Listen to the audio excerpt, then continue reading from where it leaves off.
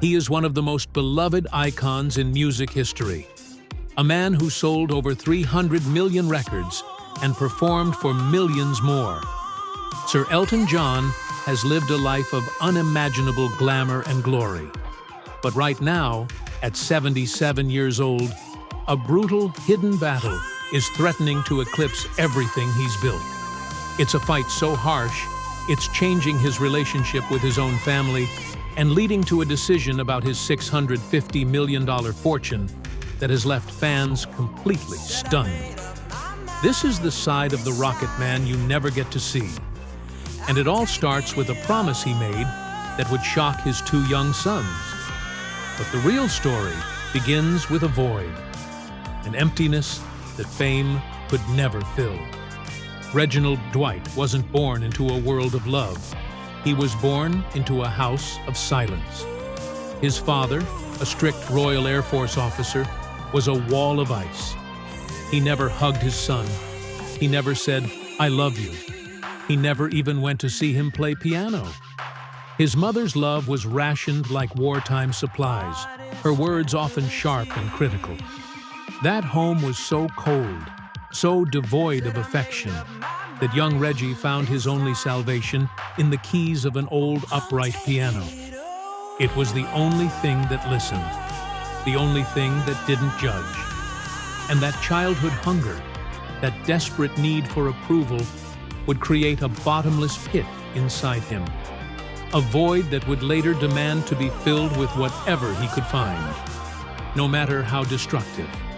This craving to feel loved, to feel normal, led him to make one of the biggest mistakes of his life. In 1984, at the height of his fame, Elton married a woman. His wedding to sound engineer Renate Blauel was a global media event. It looked like a fairy tale. But behind the scenes, it was a prison of his own making. He would later confess, with devastating honesty, that he was living a lie. He wasn't in love. He was terrified. Terrified of the world finding out his truth.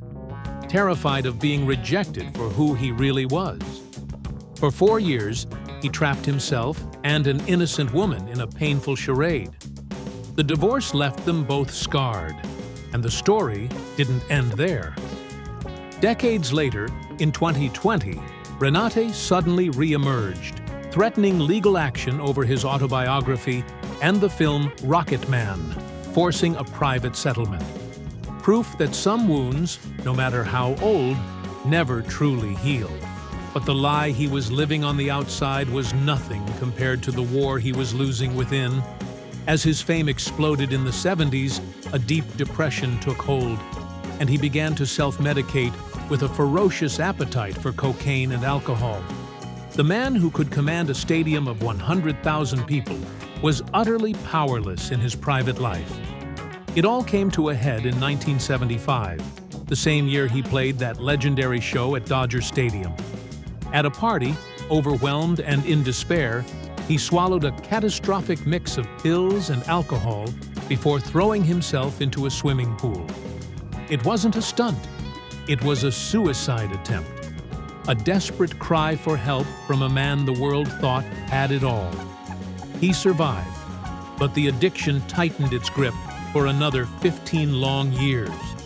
He'd play a show to thunderous applause, then vanish backstage to binge and purge, his body racked by seizures.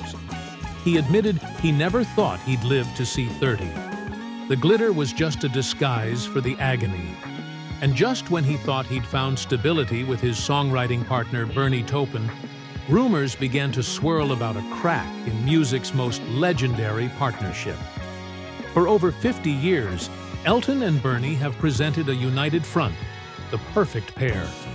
But insiders have whispered for decades about a deep, underlying tension.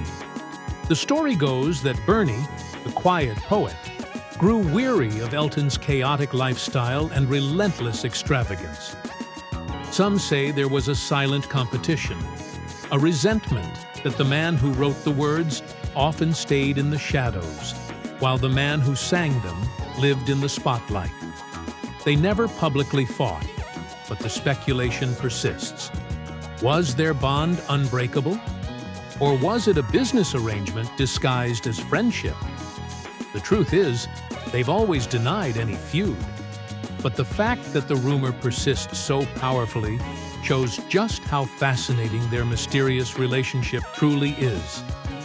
His sobriety in 1990 was a second birth. He found true love with David Furnish, became a father to two beautiful boys, and seemed to have finally found peace. But just as he started his final victory lap, his body began to betray him. We all saw the farewell Yellow Brick Road tour, one of the most triumphant in history. But what we didn't see was the man crumbling behind the curtain.